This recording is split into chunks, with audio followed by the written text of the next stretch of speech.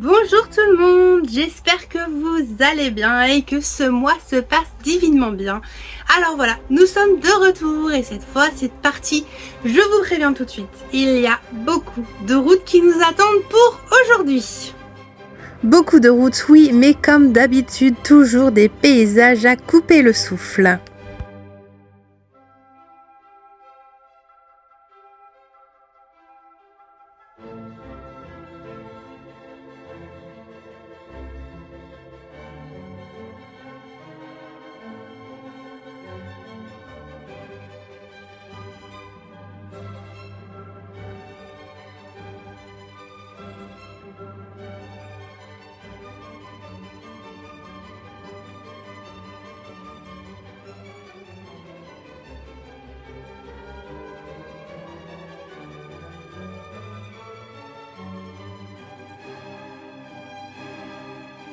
Voilà le trajet emprunté aujourd'hui par notre petit bus familial.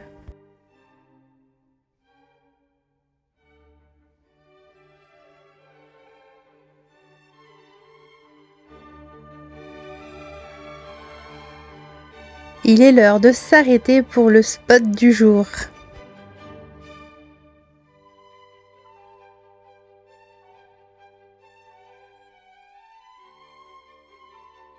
Il y a encore une heure de cela, si vous vous souvenez bien, nous étions à Malaga, donc sur la côte méditerranéenne. Et voilà, nous avons roulé et je vais vous montrer où nous nous sommes arrêtés ce soir. Je vous avoue que je suis assez fière parce que c'est moi qui ai trouvé ce spot. Allez, on descend du bus ? Je vous laisse me suivre, on descend et il n'y a pas beaucoup de route à faire avant de pouvoir contempler ce magnifique panorama. Franchement, est-ce qu'on peut trouver mieux ? Je ne sais pas.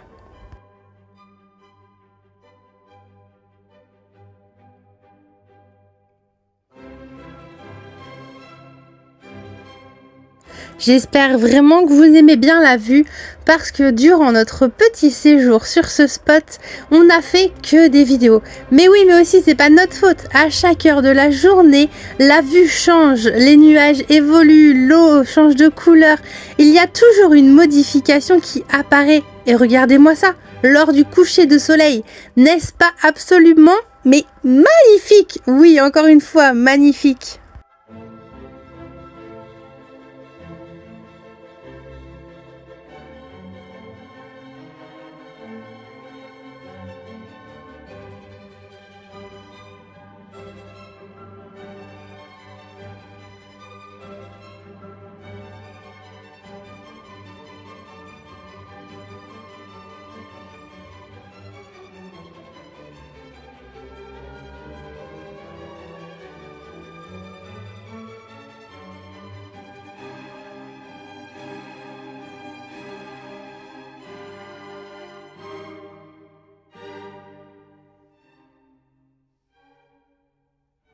Nous avons beaucoup apprécié passer ces 2 nuits ici, c'était vraiment ressourçant et franchement la vue, dès qu'on regarde en dehors du bus, c'est grandiose. On a vraiment de la chance sur ce point-là. La petite, on va dire le petit bémol qui nous a un peu chagriné, c'est qu'en fait, à part sur la petite aire où on est, il n'y a aucun endroit où aller, aucun chemin piéton. Celui qui est juste à côté de moi est barré parce qu'il y a eu un éboulement. Et donc en fait on ne peut absolument pas se promener parce que la route est très passante de l'autre côté. Et c'est vrai que c'est un petit peu dommage, on aurait aimé bouger un petit peu. Donc c'est vrai que de nuit ça suffit. Et on va aller voir un petit peu ce qui se passe ailleurs. Allez, venez avec nous. Et voilà, visite du spot. Alors en fait il s'agit d'un parking le long de la route nationale. Quand même grand ce parking. Mais oui, il reste toujours cette fichue route avec ses voitures. Et comme nous ne pouvons vraiment pas bouger de cet endroit, nous allons repartir.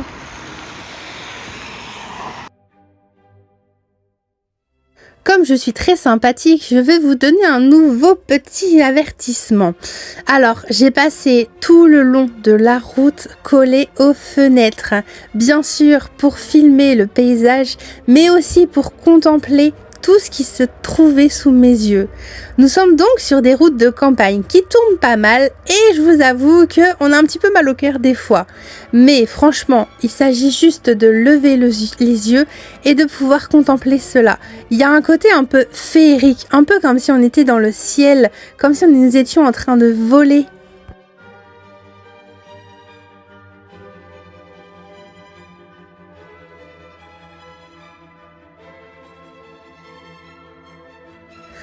Peut-être que vous allez me dire que les paysages se ressemblent pas mal, mais moi personnellement je n'arrive pas à m'en lasser. Chaque virage nous apporte une nouvelle découverte.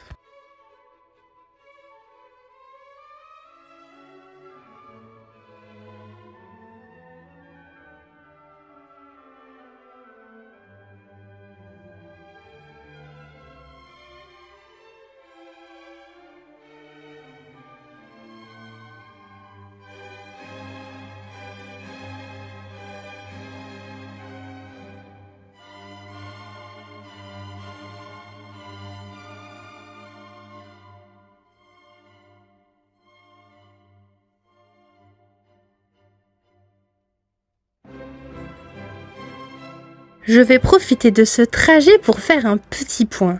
Nous nous trouvons en effet en Andalousie qui est une région d'Espagne connue pour sa richesse culturelle et son patrimoine historique. La culture andalouse est le fruit d'un brassage de différentes cultures au fil des siècles, arabes, juives, romaines, etc. Cette diversité se reflète dans l'architecture, la gastronomie, la musique, la danse et les fêtes locales.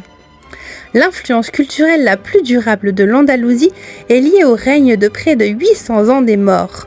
La région tire son nom du mot arabe Al-Andalus, le nom donné au territoire de la péninsule ibérique contrôlé par les Maures au 8e siècle jusqu'à la Reconquista espagnole. En effet, les terres de la péninsule ibérique ont été repris par les rois et les reines catholiques au XIIe siècle avec l'enclave islamique de Grenade qui tombe finalement en 1492.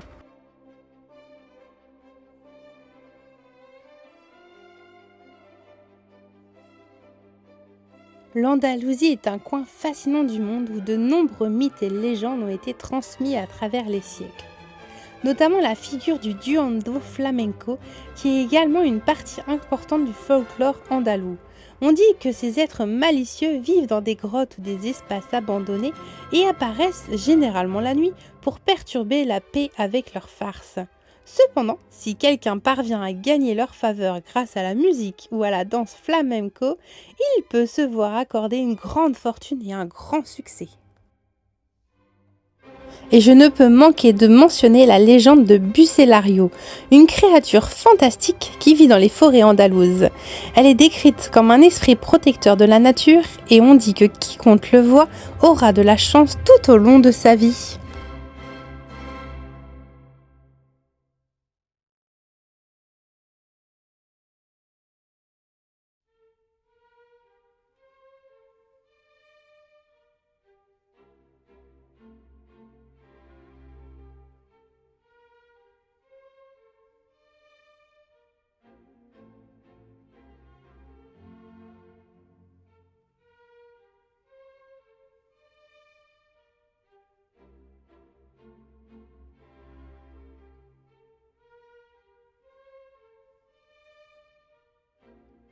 Si on fait un petit point paysage, nous allons bientôt passer au travers de ces deux grandes montagnes que vous voyez là-bas. On va passer pile poil juste au milieu. Et voilà, comme je vous disais, nous sommes passés entre les deux gros pics rocheux et nous nous trouvons actuellement sur un immense, mais vraiment immense plateau, tout en haut, ou presque, parce que comme vous pouvez voir, il y a encore des sommets un petit peu plus hauts. C'est d'ailleurs très impressionnant. Nous avions alors des virages qui nous montraient un grand panorama avec des monts, des sommets, et là tout d'un coup, un énorme plateau. Bon, et comme la route n'a pas fini de nous surprendre, voilà maintenant que le plateau se retransforme en petite montée et tout d'un coup, il y a des énormes rochers à même le sol. Il n'y a d'ailleurs que ça, on voit à peine des herbes, il n'y a que des rochers et des rochers.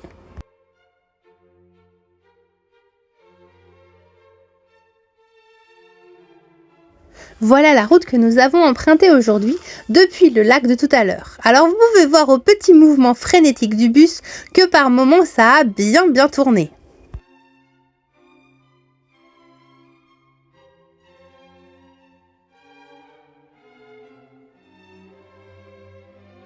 Oh oh, mais qui retrouvons-nous donc tout au fond? Et oui, ce n'est pas un nuage, on pourrait le croire, mais non. Coucou la Sierra Nevada.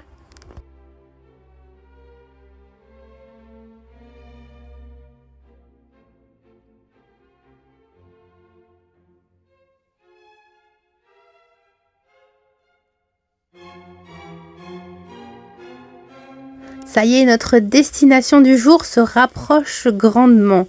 Nous voilà aux abords de la ville d'Alhama de Granada.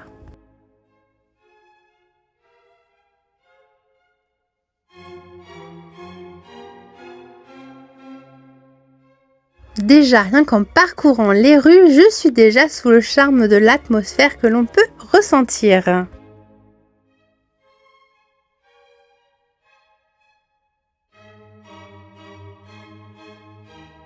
Et il y a même un parking à camping-car spécialement prévu avec de l'eau, très important pour le noter, au plein cœur de la ville. Et, chose quand même très importante aussi, c'est qu'il est en hauteur d'une superbe vue, pour ne pas changer.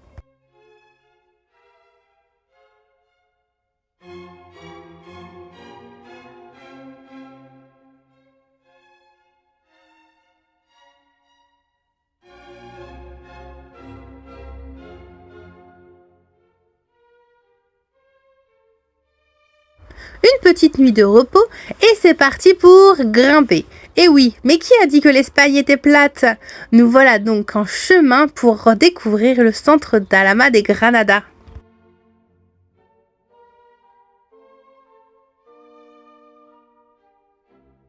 Une défense facile et des eaux thermales motivèrent depuis la préhistoire les populations à y habiter. Appelé Artigli par les Romains, ce sont finalement les Arabes qui influencèrent son nom actuel car ils l'appelèrent Al-Hama, ce qui signifie le bain.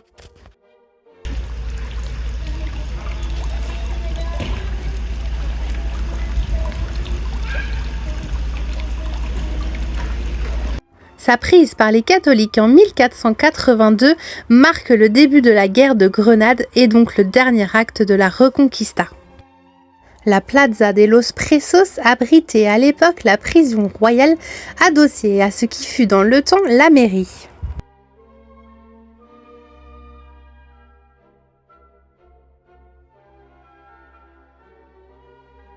Nous arrivons maintenant sur le parvis de l'église majeure de Notre-Dame de la Incarnación.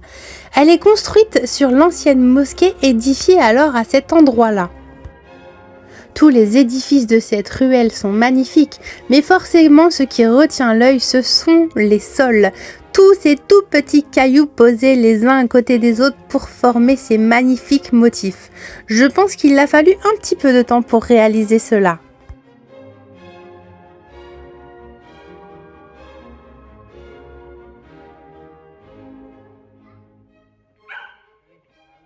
Nous avons la chance d'admirer ces bâtiments, car en 1884, un terrible tremblement de terre a démoli une grande partie de la ville qui fut alors reconstruite.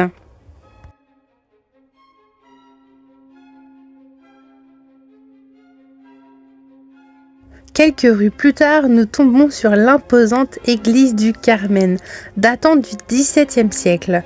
Son couvent sert maintenant de mairie pour la ville.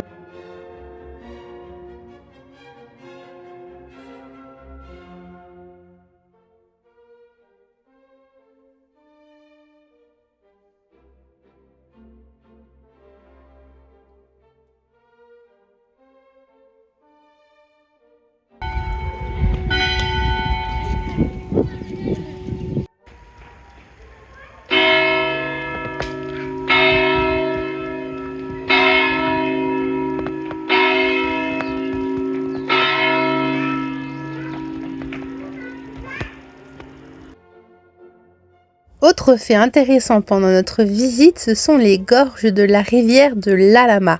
Elles sont vraiment impressionnantes. Et d'ailleurs, la ville tire son nom de cette rivière.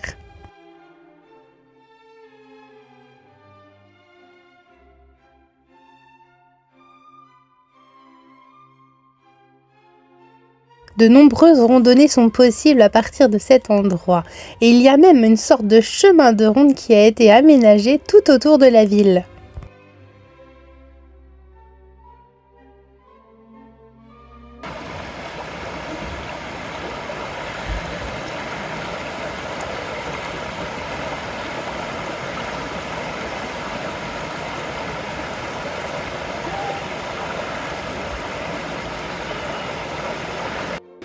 On m'a parlé d'un vestige d'un pont romain, mais je ne suis pas sûre qu'il s'agit de celui-ci.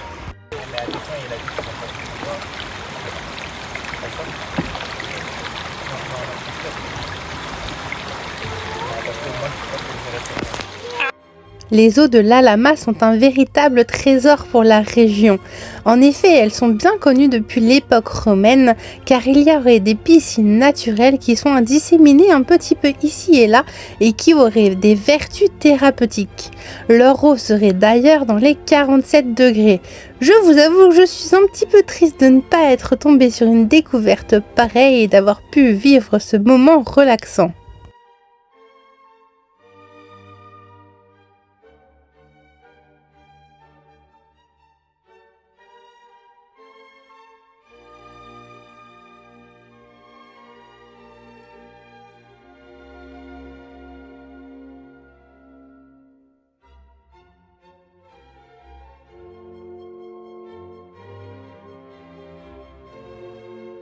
Pas d'eau thermale en vue, d'accord, mais il y a quand même un spectacle magnifique comme récompense. Et oui, regardez-moi ce panorama que l'on trouve. Une bonne vision sur les gorges et aussi sur la ville en face.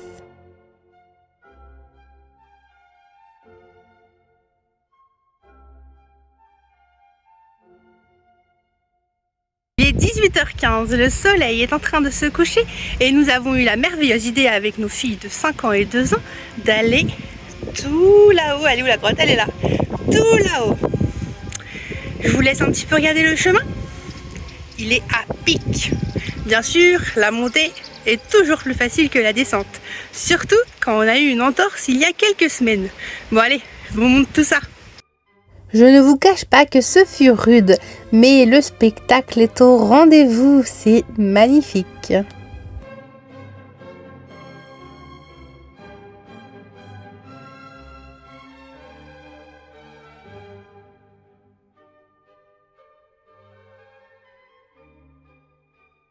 Après encore un petit peu de marche, nous voici de retour au bus, à temps pour le coucher du soleil.